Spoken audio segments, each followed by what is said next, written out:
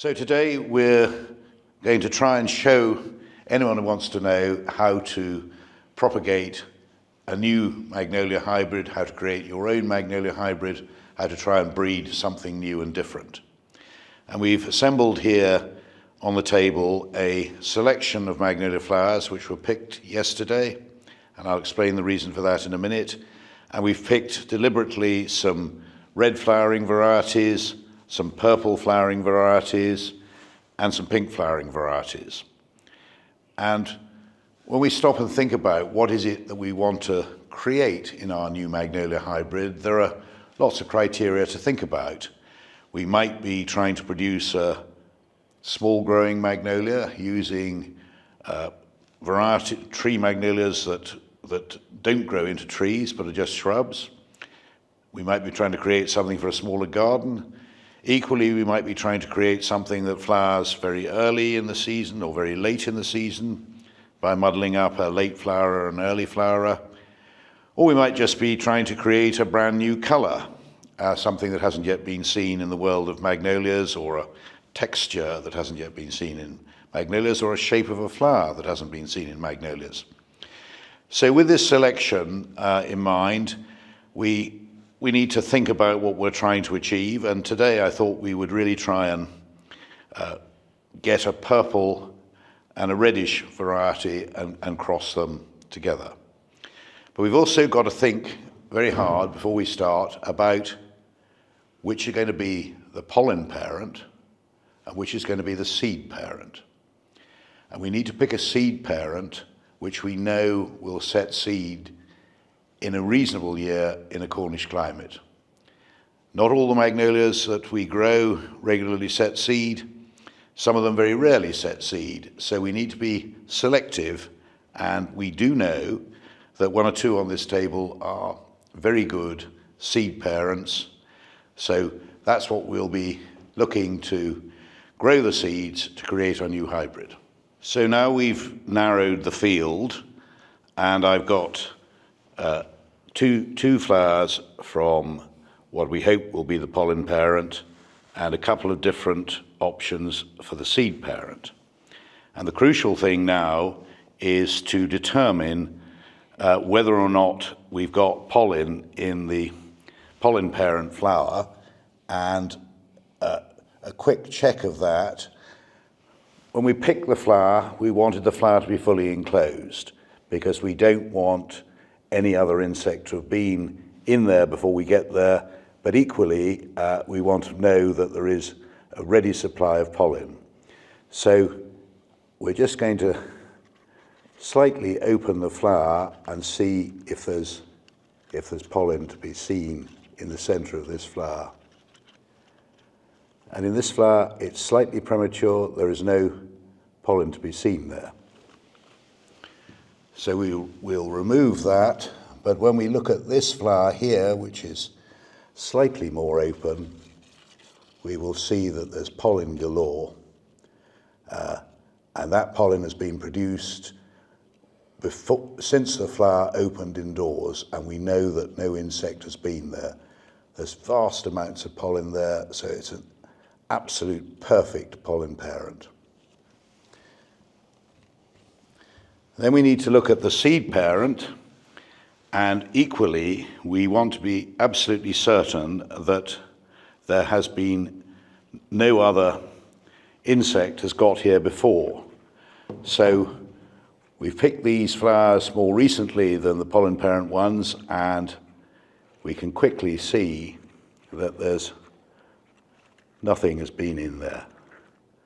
No insect's been in there. If we found an insect already in there, actually there would be no point trying to introduce fresh new pollen into that plant.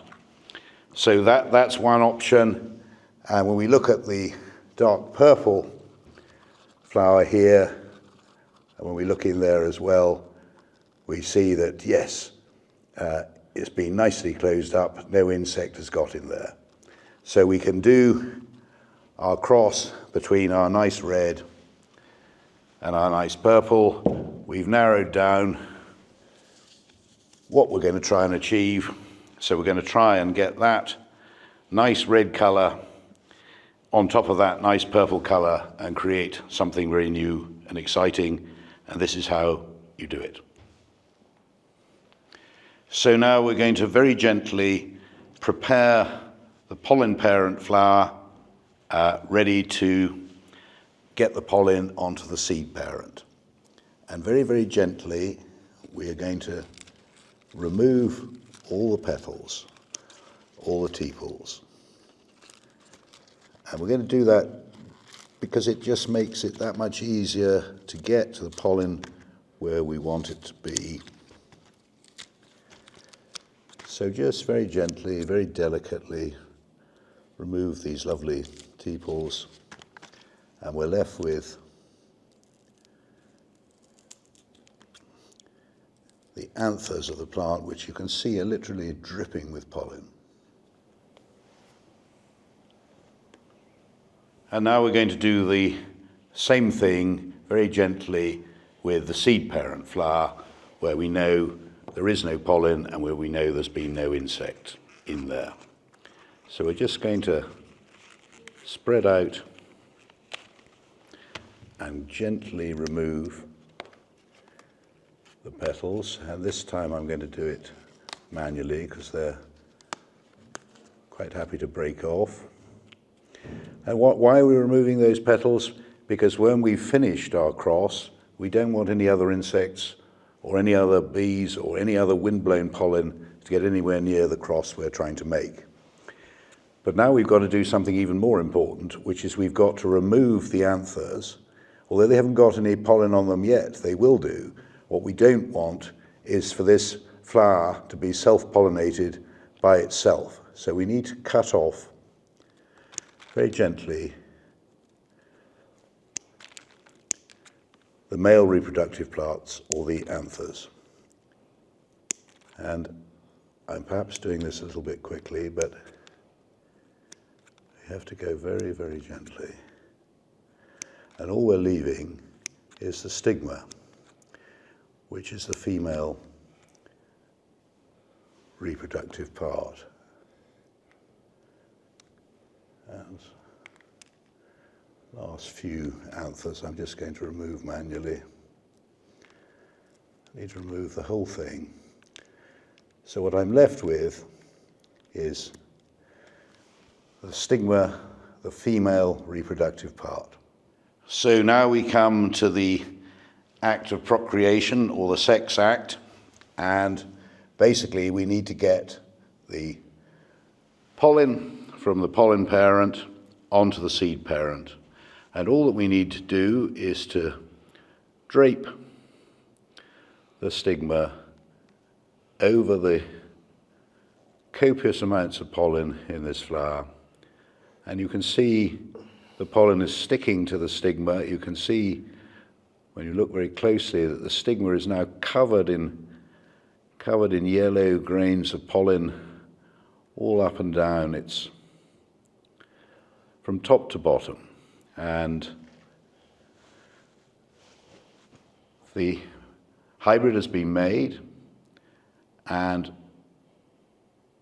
now we have to move on to the next stage of ensuring that the flower is protected from the elements so that the seed can set and grow. So now that we've made our cross, we need to ensure that no other insect or no other pollen can possibly reach this now fully fertilized stigma.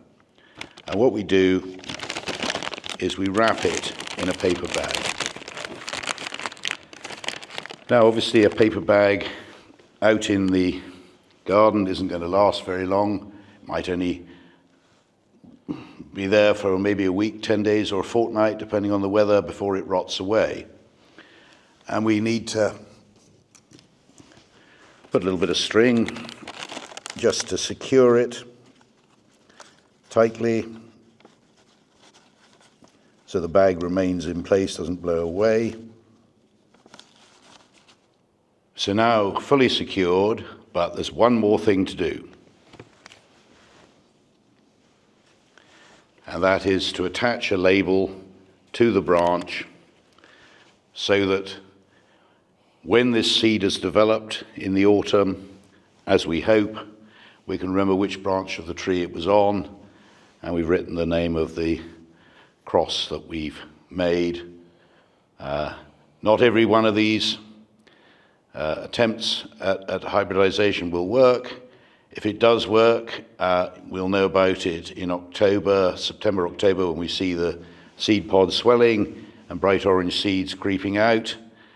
And if those seed grow, in 10 to 15 years' time, we will know whether or not we've been successful in creating a new magnolia, which is a combination of red and purple. And then we decide in 10 or 15 years' time whether it might be worth a name and registering as a new magnolia. This is all a very long-term business, but when successful, look at the wonderful new things that can be produced.